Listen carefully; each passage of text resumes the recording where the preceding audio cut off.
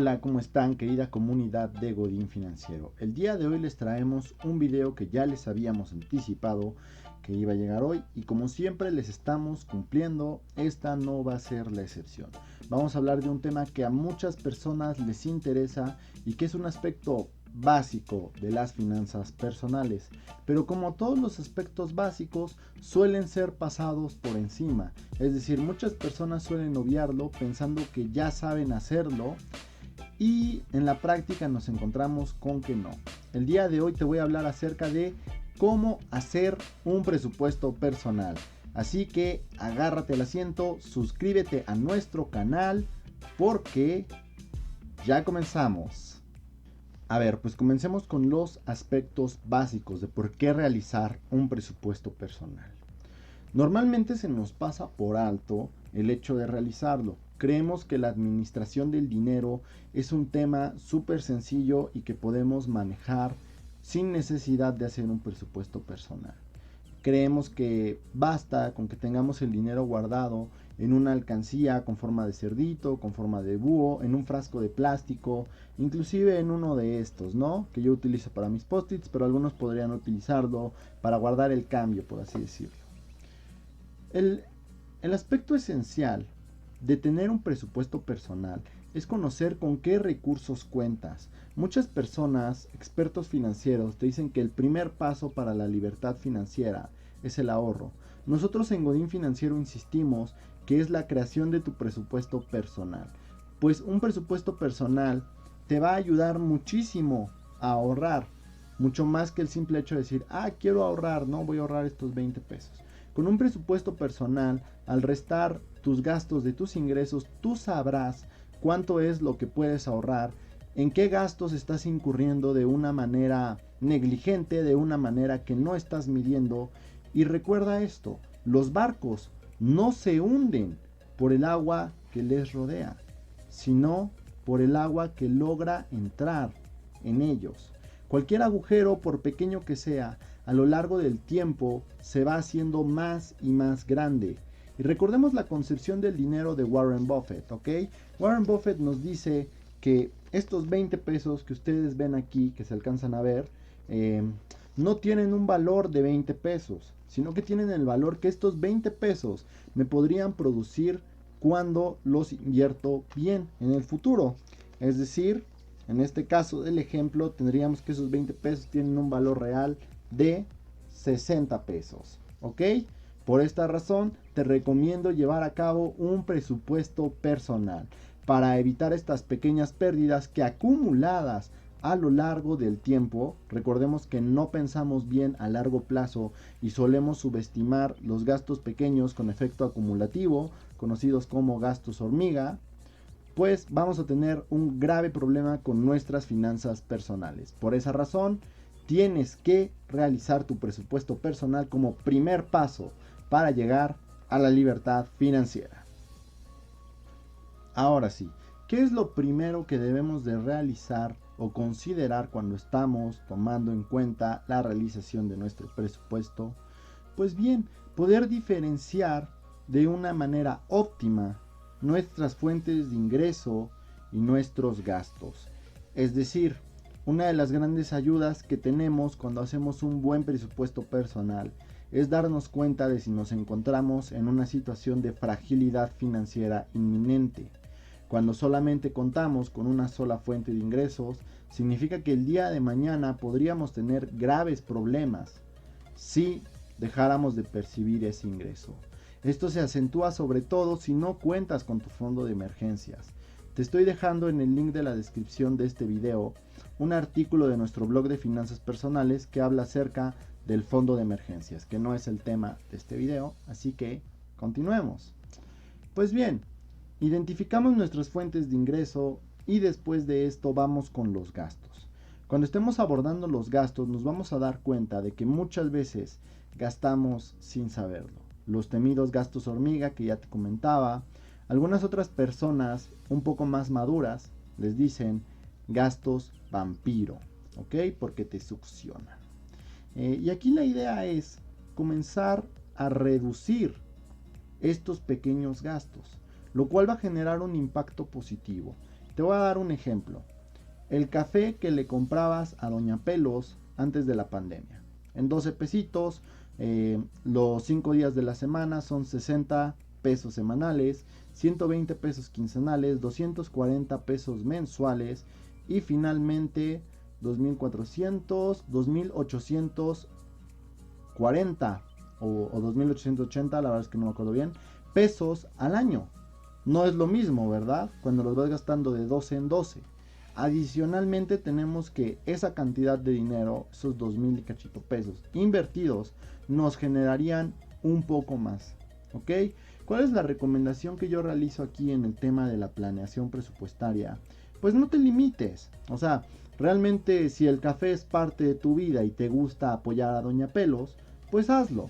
Pero ¿qué tal si lo hacemos solamente 3 días en vez de los 5 días de la semana? Ahorrándonos 24 pesos semanales, que se vienen traduciendo a 96 pesos mensuales y que a su vez serían poco más de 1,000 pesos anuales si no me fallan los cálculos. Puedes hacerlos tú también y puedes hacerlos con un gasto chiquito que tengas. Es decir, no vamos a eliminarlo, seguimos disfrutando 3 de 5 días del cafecito de Doña Pelos, pero estamos ahorrando bastante. ¿Por qué? Porque un pequeño gasto cotidiano eliminado nos representa realmente un gran potencial de inversión en el futuro. Otro aspecto que debemos tomar en cuenta cuando estamos hablando del presupuesto es llevar a cabo un buen primer trabajo. Muchas veces cuando hacemos nuestro presupuesto nos molesta la idea de crear una tabla, de hacer una lista pormenorizada, ¿no?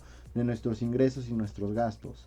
No consideramos desde este enfoque pues los gastos hormiga porque son pequeños y no valen la pena, ni los ingresos ocasionales como podría ser alguna consultoría, tipo freelancer por ejemplo, hasta encontrarte dinero en la calle, ¿no? Recordemos que la idea del presupuesto es básicamente tener una buena administración de nuestro dinero. El dinero necesita de dirección, es decir, si tú no sabes para qué vas a utilizar una herramienta, es imposible que esa herramienta te sea de utilidad. ¿Ok? El presupuesto personal es una herramienta financiera muy útil porque nos permite saber con qué recursos contamos y a qué los podemos destinar.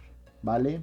Por esta razón es importante que cuando estamos creando nuestro presupuesto personal o cuando estamos actualizándolo porque creamos uno muy deficiente, hagamos un excelente trabajo y tratemos de pormenorizar al máximo todo lo que estamos recibiendo y todo lo que estamos gastando. Pues nos va a generar un ejercicio de conciencia mayor que si somos omisos en ese aspecto, ¿no? Hay que recordar aquí que tenemos ante nosotros una simetría positiva que viene del hecho de esforzarnos al momento de hacer nuestro primer presupuesto, pero posteriormente nada más vamos a necesitar actualizarlo y punto. O sea, no necesitamos algo mucho más complejo y una revisión de presupuesto estándar cuando hiciste una buena chamba al momento de comenzarlo. ¿Cuál es? Pues no te tardas más de 15, máximo 20 minutos en actualizar tu presupuesto, si lo hiciste bien, si tiene unas bases sólidas. ¿Por qué razón? Porque ya tienes prácticamente todo considerado, solamente vas a llenar espacios, vas a sumar, vas a restar, sacas la diferencia y punto. Sabes muy bien con cuántos activos, con cuántos pasivos estás contando en este momento. Otro aspecto importante y una duda recurrente al momento de realizar el presupuesto personal es qué tan seguido deberías de actualizarlo. Lo normal es que lo actualices cada mes, creo que eso es como lo estándar. Sin embargo, sería sano, sería una buena práctica que realizaras la actualización con cada quincena, para que veas en qué se está yendo tu quincena de manera fáctica. Quizá el mismo día de la quincena sería bueno que, acuérdate que el ahorro es una disciplina, ¿no? Tal como lo menciona El hombre más rico de Babilonia, un libro de George S. Clason, nos dice, la primera regla es págate a ti mismo, ¿no? Entonces, en cuanto llegue tu quincena, págate a ti mismo. Antes que pagarle a un banco, antes que pagarle a otra persona, antes que pagarle a una compañía de consumo, pues págate a ti mismo, ahorra, invierte. Después de eso, si quieres, gasta. Acuérdense que cuando hablamos del ahorro tenemos que tener en cuenta que se ahorra eh, lo que está. Porque cuando queremos ahorrar lo que sobra, nunca nos va a sobrar. Siempre vamos a tener algo en lo que queremos consumir, en lo que queremos comprar, que según nosotros necesitamos, aunque nos estemos autoengañando, siempre va a suceder eso. Entonces, en cuanto llegue la quincena, algo que yo hago y me ha servido muy bien es, en cuanto llegue la quincena, yo ya sé cuánto se va a qué inversión que tengo y punto. San se acabó. Sobre el restante ya puedo disponer. En el tema de mi presupuesto personal, te comparto que los porcentajes que yo manejo de ahorro son muy altos, debido a que mi prioridad es obtener mi libertad financiera. Yo veo el ahorro como la capacidad de aplazar un consumo inmediato en aras de tener un mejor consumo el día de mañana. En este caso, mi mejor consumo es obtener la libertad financiera y muy joven. Esa es la idea, ¿ok? Por esa razón tengo una buena capacidad de ahorro, tengo una gran disciplina para hacerlo. Sin embargo, para invertir, por ejemplo, en libros y en diversión, que para mi caso diversión es consumir comida que me gusta, pues tengo un presupuesto para diversión, comida, salidas, etcétera, del 10 o 15% dependiendo, y para invertir en libros del 20%.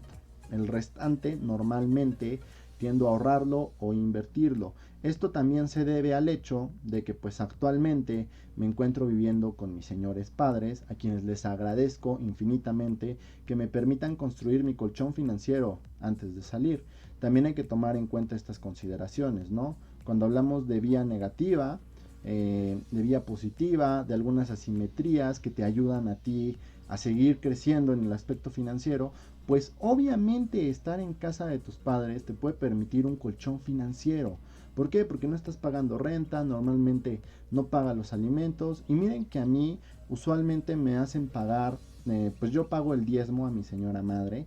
Y aparte de eso también pago ocasionalmente ciertos impuestos, compro alguna parte de la despensa que tenemos que dar, etcétera, etcétera. O sea, no es como que esté totalmente libre, pero me ayuda porque sé que tengo responsabilidades que enfrentar en cuanto quiera volar del nido, que es otro aspecto que también estoy preparando y para lo que sirve el presupuesto. El presupuesto te va a ayudar también porque se entrelaza necesariamente con las metas y objetivos de ahorro a corto, mediano y largo plazo.